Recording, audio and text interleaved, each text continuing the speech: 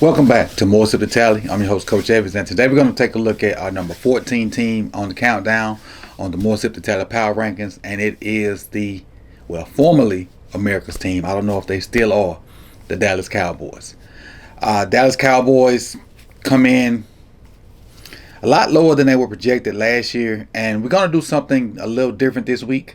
We're going to give you all the rankings at the end. So the first time you hear me even say the position rankings for each individual group is when they're scrolling up the side of the screen next to my face. So you won't hear me say the actual ranking for the individual group till you see them scrolling up beside my face. I'm still going to talk about the individuals in the group, but I won't say what I have them ranked until they scroll up beside my face. So you got to stay tuned to see what I rank each individual group. Before, going forward, that's how we're going to roll, and that's how we're going to do business on the more Sip2Tally Power Rankings. So, with that out the way, let's get into it. Let's start with the quarterback room. In Dallas's quarterback room, they have Dak Prescott. Now, we all know Dak Prescott had a great season, threw for 4,500 yards, 36 touchdowns, only 9 interceptions, had a outstanding career, completed almost 70% of his passes. An amazing year for Dak Prescott. Passer rating 105.9, QBR 72.7. Cooper Rush was his backup. Didn't play very much. The only time he played was in blowouts when they did blow people out. And then Trey Lance is the third quarterback in that room. Didn't play at all. Was pretty much the extra quarterback just in case, even when they traded for him from San Francisco. So those are the three guys in that quarterback room. And Dak had an amazing year. Dak has been the subject of contract talks this summer. More recently, him being in a boot on a fishing trip has been the subject of a lot of people talking. So I see Dak being no different next year. Dak has, to me, established himself as one of the premier QBs in the NFL. A lot of people talk about his clutch gene. It's not just him. It's the organization as itself. Dallas Cowboys hadn't won anything since I was in college. I'm pushing 50. So, it is what it is. Let's go to the running back room. In their running back room, they have Rico Dow, who's there last year. Last year he rushed for 361 yards, 2 touchdowns. Also got Deuce Vaughn, who's back. Didn't play very much last year. He had 23 rushes for 40 yards. But they brought back an oldie but goodie, Ezekiel Elliott. They brought him back from the Patriots last year, and he had the most production out of anybody in this room last year. He had 184 carries for 642 yards with New England, 3 touchdowns. Actually changed his number too. So all your old Zeke jerseys, you can still wear them, but he changed his number to 15 now, his Ohio State number. Zeke also had a good year catching the ball out the backfield. 51 catches, 313 yards, 6.1 yards per catch, 2 touchdowns. So in the Cowboys backfield, Rico Dowdle, Deuce Vaughn, Ezekiel Elliott. I think they're going to eventually find another guy to put in that room. You can't depend on Zeke to carry the load like he used to at 28 years old, unless you got a lot of faith in Rico. And, Rico had flashes last year. And then Deuce is a young buck. This will be Deuce's second year, and Deuce's dad works for the Cowboys, so I know they're going to try to get him involved. And Deuce can play a little receiver, too. He could be a little slot receiver at times. And speaking of receiver, let's transition to the receiver room. Starting with CeeDee Lamb. CeeDee Lamb had an amazing year. And again, the reason being that I first took notice of how good of the year CeeDee Lamb and Dak Prescott had. I was in a fantasy football league, and I just happened to have both of those guys, and they basically won me the league because they went ape, toward the second half of the year. But CeeDee Lamb's last year, he had 135 catches, 1,749 yards, 12 TDs. Went crazy. And it was to a point where you kind of knew he was getting the ball, and you still couldn't really stop him. The only time he could be stopped is when him and Dak wasn't on the same page, and that kind of happened in the first half of the playoff game versus Green Bay. I know you guys were watching like I was watching, like, why ain't CeeDee getting the freaking ball? And then when he started getting the ball, it was kind of too late. Green Bay had gotten their groove, and the Cowboys fans and Cowboys themselves was just too late. But also in that room, Brandon Cooks, he had just under 700 yards on 54 catches and 8 touchdowns. They're proven number 3 guy, which they didn't use that much. Gallup is gone, so they got Jalen Tolbert still there, just under 300 yards last year on 22 catches. Devontae Turpin, who's probably going to thrive with this new kickoff thing. And the reason I made sure I want to mention Turpin came from where this new kickoff rule originated. He's already skilled in what it takes to be successful in that, because he came from that, and that's how he got a chance to even come to the Cowboys and have a chance to make the roster. So Turpin really gonna have a chance to shine with this new kickoff rule. They got Jalen Brooks in this room also, who had 64 yards last year, and a rookie, Ryan Flournoy, from Southeast Missouri, if my memory serves me correctly. So that's the wide receiver room. Go to the tight end room. A tight end room is better. They got 2 guys they got 3 guys that I really like. Jake Ferguson, the first guy, 71 catches, 761 yards, a great, I was about to say check down, but not a check down, security blanket for Dak.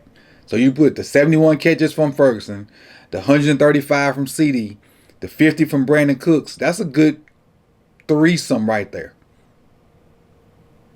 That's a good set of 3 receivers right there to throw the ball to. Luke Schoonmaker's not bad. He only had 8 catches for 65 yards. And then Peyton Hendershot is the third tight end in that group, 4 catches for 38 yards. Ferguson had 5 touchdowns. Schoonmaker had 2 touchdowns. So the tight end group as a whole had 7 touchdowns. And Ferguson had over 100 targets too, so Dak liked throwing the ball to Ferguson. He had the second most targets on the team. CeeDee had 181 targets. Ferguson had 102. So those are their 1-2 guys right there. So really their number 3 target is Brandon Cooks, and anybody else that can just get in there, they should be good. And if I'm not mistaken, he's not on my list right now, but I'd be willing to bet Tony Pollard was the 4th most targeted guy on the team last year. Tony Pollard's no longer with the Cowboys. Let's talk about the O-line for a second. Now, the O-line used to be a huge, huge strength for the Cowboys. When they were the Cowboys that we know winning Super Bowls and whatnot, their O-line was great. Even when Zeke was there the last time, their O-line was really, really good. Not so much now. They're probably going to start a rookie at left tackle, Tyler Guyton. Tyler Smith is going to move back to guard, where Tyler Smith is good at tackle or guard. He graded 74.4 last year. Got a new center, Brock Hoffman, who graded at 53.7. Not good. Could be better. Zach Martin's graded 68, but if you let that grade be your judgment of Zach Martin, you will be fooled. Zach Martin is a certified animal when it comes to O-line play. And I think Zach kind of overcompensated for some of the issues they were having. So he had a little bit of a down year. Zach Martin is a certified animal, and probably, in my opinion, one of the best guards in the game. That grade doesn't do him justice for what he puts on tape.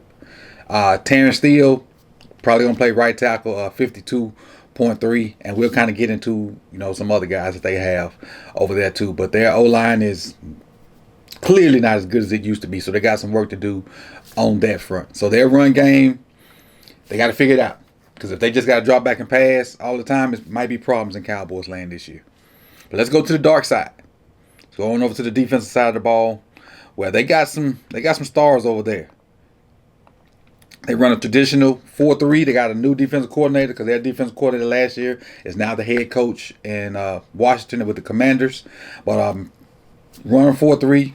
We're going to start with the edge guys in this 4-3, starting with DeMarcus Lawrence. DeMarcus Lawrence last year, 4 sacks, 50 tackles, 8 QB hits, 10 TFLs. But the star in that group, Michael Parsons.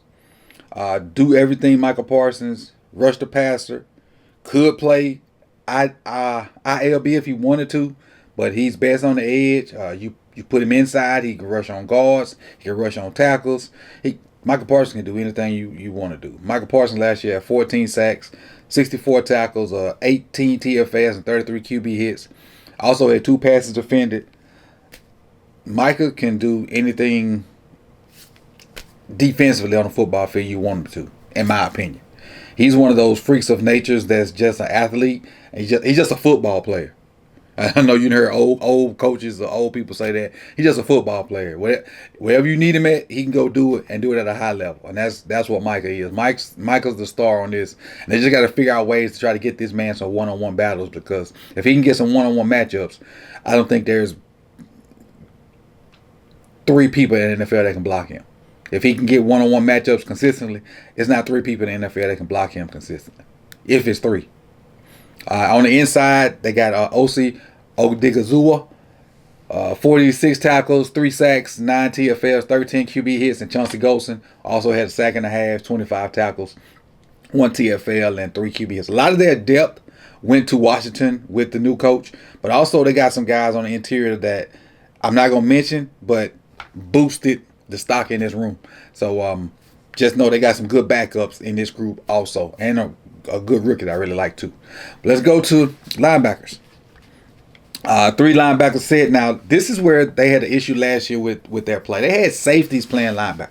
They had Marquise Bell in there pretty much playing Mike at 170 pounds. And Marquise Bell plays safety at FAMU.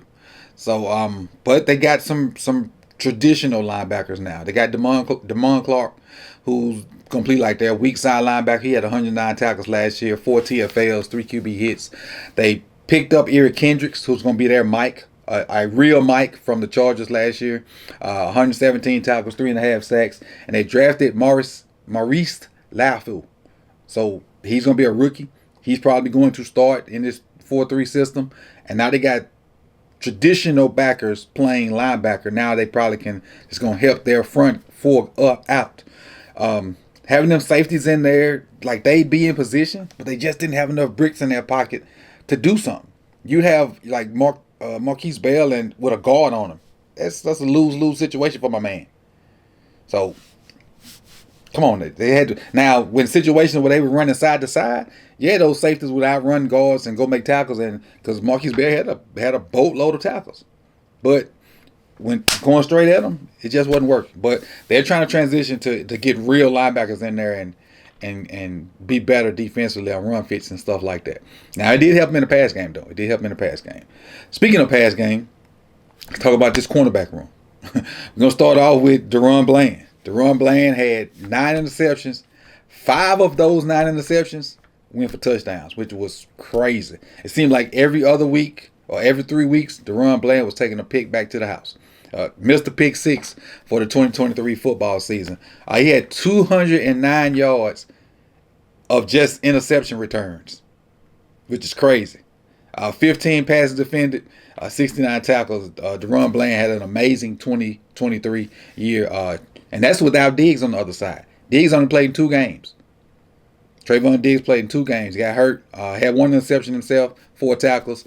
Jordan Lewis is going to be the nickel corner. He played in he played in 16 games, 52 tackles, 5 passes defended, and had 1 interception. So that cornerback room, if Diggs is healthy, should be pretty solid. If Bland can, I ain't gonna say recreate what he did last year, because that'd be freaking impossible to do that back-to-back years. Because Diggs had a great year 2 years ago with a bunch of interceptions. So if they can kind of level out and mesh out and equal each other out, and you can't really pick on Bland, you can't pick on Diggs, and you really ain't got nowhere to go, that's going to be a really good cornerback room. And then you add Jordan Lewis, let him do his thing. They should be straight.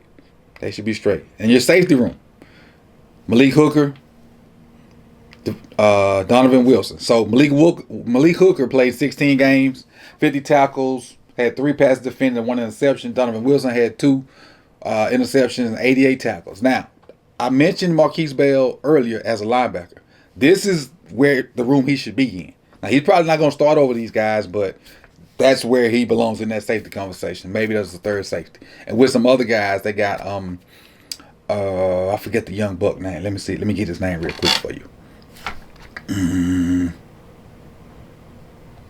Wanye Thomas. Wanye Thomas is going to be in that group also too. So they got some quality backups at safety too. So even though these 2 guys are the starters, look for Marquise Bell and Wanye to be in that mix also. So that's their safety room also. So now let's look at the overall numbers. Let me give them to you so we can add them together, and then you know what you got. So starting in the quarterback room. Quarterback room I have ranked 5th. The running back room 24th. Wide receiver room 8th. Tight end room 10th. O-line 26th. Defensive line edge group 3rd. I told you I really like that room, especially with the backups too. Linebacker 16th. I like the additions they made and drafting that young guy too. Cornerbacks 25th. And safeties 19th. The reason I have cornerbacks 25th, I don't know how healthy Diggs is going to be. And if he's not healthy, that room takes a huge dip, because then you could pick on the second corner. All right, and the safeties 19th. So add that all together, divided by 9. 1, 2, 3, 4, 5, 6, 7, 8, 9. Yep. You get 15.11111. And that makes the Cowboys the 14th ranked team on the more Sip2Tally Power Rankings. Let's take a look at their draft picks and see how they fit into the 2024 Dallas Cowboys. So Tyler Guyton is the first pick, that first round draft pick. He's probably going to start at left tackle. Marshawn Nealon is another guy that I like in that defensive line group, or that edge group, that's probably going to be in the rotation from Western Michigan. Cooper Bebe may take one of those guard spots and start. The opposite of Zach Martin, so Cooper Bebe may be in there. Maurice Luafau, the linebacker we mentioned from Notre Dame, probably going to start at linebacker. Kalen Carson is a DB from Wake Forest. Unless somebody get hurt, I don't see him getting in that mix. Receiver Ryan Florida, right? From Southeast Missouri. Unless somebody get hurt, maybe. So special teamers. O-line Nathan Thomas from Louisiana, Raging Cajuns, and D-line Justin Roberts from Auburn. So special teams guys at the back end of it, maybe even practice squad players, but these are your Dallas Cowboys. So tell me if they're too high, they're too low, or the position groups, are they too high, too low? I know you really probably gonna talk about that cornerback group, and because they I had them at 26, but it depends on Diggs. It all depends on Diggs. So let me know what you think in the comment section, man. I appreciate all of the comments that you've been getting and all the guys watching. So thumbs up, like, comment, subscribe, share, and I'll see y'all on the next one, man. I appreciate it. Peace.